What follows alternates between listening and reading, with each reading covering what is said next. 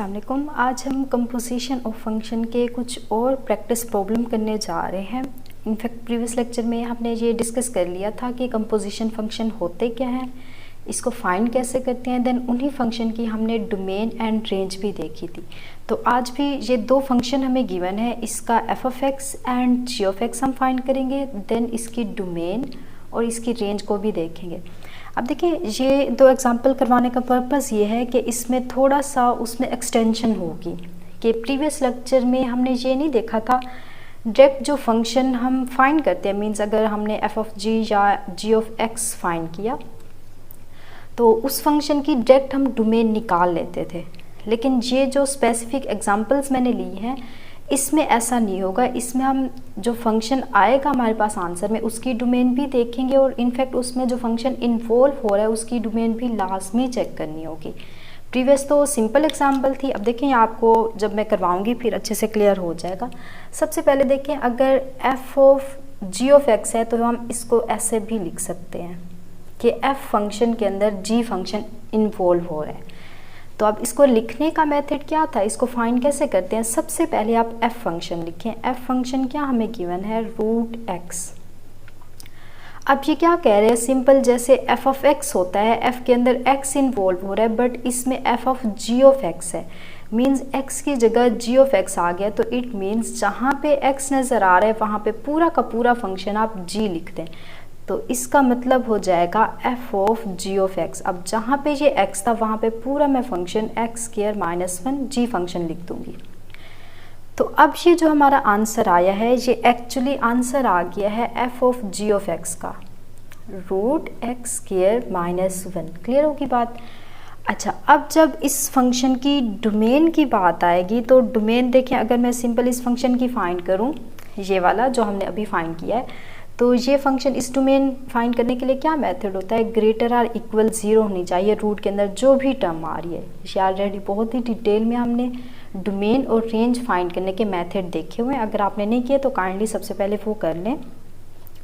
अब अगर इसका मैं फार्मूला ओपन करूं तो x माइनस 1 एंड ये x प्लस 1 हो जाएगा, ग्रेटर आर इक्वल टू 0। अब अगर इसको वेवी कर्व मेथड जो कि ऑलरेडी हमने किया हुआ है उस मेथड से करें तो यहाँ से x की दो वैल्यूज़ आ जाएंगी, एक -1, यहाँ से -1 आएगी और यहाँ से 1 आ जाएगी। देन हम क्या करते हैं, हम देखते हैं कि कोएफिशिएंट x के जो हैं वो पॉजिटिव होने चाहिए जो कि ऑलरेडी हैं, तो डायरेक्ट हम यहाँ पे प्लस माइनस एंड प्लस लगा देंगे। तो अब नेक्स्ट हम क्या करते हैं, हम देखते हैं कि ये फंक्शन अगर ग्रेटर आर इक्वल है, ग्रेटर के लिए हम पॉजिटिव टर्म्स लेते हैं और अगर लेस है तो नेगेटिव लेंगे, बट यहाँ पे ग्रेटर है तो हम पॉजिटिव वाली टर्म्स लेंगे। तो इसका मतलब यहाँ से जो इसकी डोमेन आ गई है, आप पॉजिटिव वाला पोर्शन लें माइनस इन्फिनाइट से ये -1 यूनियन, अब 1 खुद भी इंक्लूड है, -1 भी, तो क्लोज का सैंपल आएगा 1 से इन्फिनाइट तक। तो इस फंक्शन के अंदर इन्वॉल्व कौन सा हो रहा है, जी ऑफ एक्स हो रहा है, एक्स स्क्वायर माइनस 1। अब एक्स स्क्वायर माइनस 1 की ऑल रियल नंबर्स होती है, ऑल रियल नंबर्स इसमें इंक्लूड हो रहे हैं, तो इट मीन्स अब ऑल रियल नंबर के साथ इसका हमने इंटरसेक्शन लेना है। तो ऑल रियल नंबर में से ही हमने सबसेट लिया, तो इट मीन्स अब इस फंक्शन की जो डोमेन आ जाएगी, फंक्शन क्या था हमारे पास, F of G of X. तो इसकी डोमेन अभी हमने फाइंड किया है कि माइनस इन्फिनाइट से -1 क्लोज इंटरवल यूनियन 1 से इन्फिनाइट तक, ये इसकी डोमेन आ गई। अच्छा, अब मैं इस फंक्शन की अगर रेंज की बात करूं अंडर दिस डोमेन, तो इसकी अब रूट है, तो रूट देखें ऑलवेज हमें पॉजिटिव आंसर देगा, सबसे पहले ये बात होगी। तो अब इसकी रेंज के अंदर क्या आ जाएंगे, पॉजिटिव आंसर देगा, क्या 0 देगा, यस। जब मैं 1 या -1 पुट करूं तो ये आंसर हमें 0 दे देगा। तो इसकी रेंज आप डायरेक्ट भी यहाँ से बता सकते हैं कि 0 से इन्फिनाइट तक ये इसकी रेंज आ गई। अच्छा, अब हम सेकंड फंक्शन में ये देखेंगे कि एक्चुअल जो डोमेन यहाँ पे तो लकीली हमारे पास आ गई, बट ये सेकंड पार्ट में देखना ऐसा नहीं होगा। अब सेकंड पार्ट क्या कहता है, सबसे पहले इसको हम राइट कर लेते हैं। ये फंक्शन क्या है हमारे पास, जी ऑफ एफ ऑफ एक्स। अब इसको हम कैसे लिख सकते हैं कि जी फंक्शन हमने लिखना है, उसके अंदर हमने एफ फंक्शन को इन्वॉल्व कर देना है। तो ये हमारा हो गया जी ऑफ एफ ऑफ एक्स। अब अगर इसको मैं फाइंड करना चाहूँ तो फाइंड कैसे करेंगे, सबसे पहले हम फंक्शन जी उठाएंगे। जी फंक्शन क्या है, एक्स स्क्वायर माइनस 1 है, ये जी फंक्शन है हमारे पास।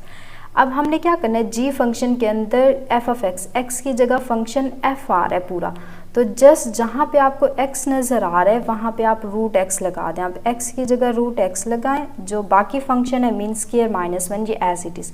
अब स्क्वायर से ये रूट कैंसिल, तो इसका आंसर x -1 आ गया। It means g of f(x) जो हमने फाइंड किया है वो x -1 आ गया। अब अगर मैं इस फंक्शन की आपसे डोमेन पूछूं तो ये एक लीनियर फंक्शन है और इसकी जो डोमेन आएगी वो ऑल रियल नंबर्स आएगी।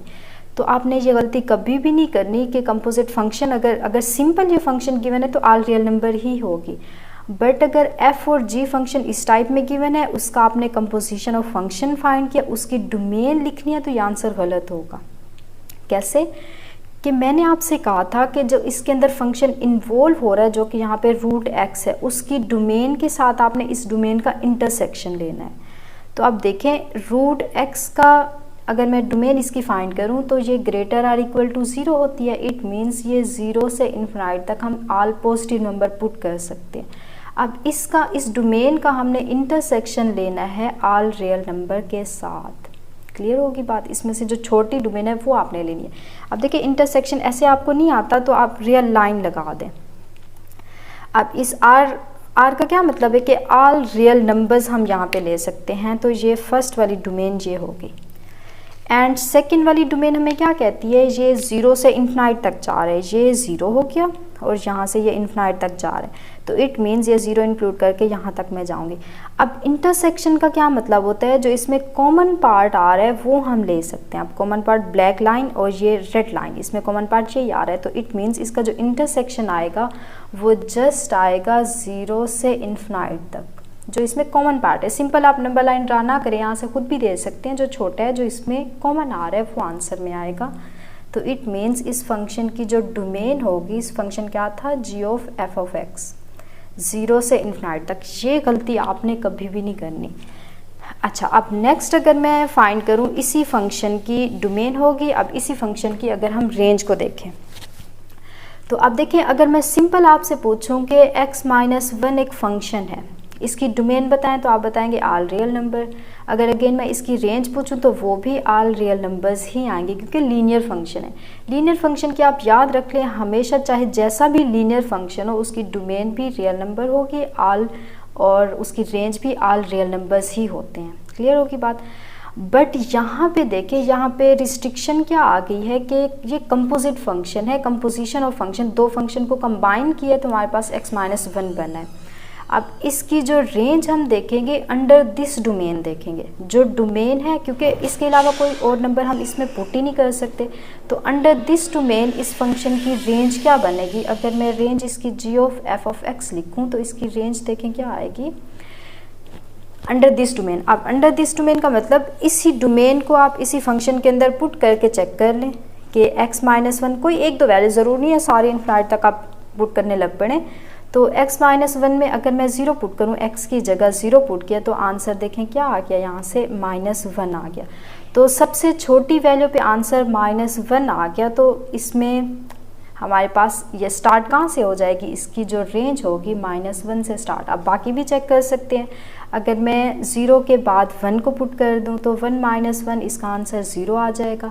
अब ये -1 से इन्फिनाइट तक जाएगी इसकी रेंज, तो देखें 0 इसमें भी इंक्लूड हो रहा है, -1 आगे 0 आएगा। इनफैक्ट 0 और -1 के दरमियान इन्फिनाइट और नंबर्स भी आ जाएंगे। वो कैसे कि जब 0 और 1 के दरमियान इन्फिनाइट सारे नंबर्स, आप रियल नंबर्स, रैशनल जो भी आ रहे हैं इसमें पुट करेंगे वो आंसर इसमें दे देगा, क्योंकि ये इंटरवल फॉर्म में लिखा है ना कि सेट फॉर्म में। इंटरवल क्या कहता है कि 0 और 1 या 0 और इन्फिनाइट के दरमियान जितने भी रियल नंबर्स, रैशनल, इरेशनल, जितने भी सारे नंबर्स आ रहे हैं वो इंक्लूड होते हैं। क्लियर होगी बात? तो चलें, आज के लिए इतना ही काफ़ी है, छोटी सी 2 एग्जांपल्स की। बट ये बात आपने नहीं भूलनी कि हमने जो हम फंक्शन ले रहे हैं उसके अंदर जो फंक्शन इन्वॉल्व हो रहा है उसकी डोमेन के लिहाज से भी हम देखते हैं इसको। चलें, आज के लिए भी इतना ही काफ़ी।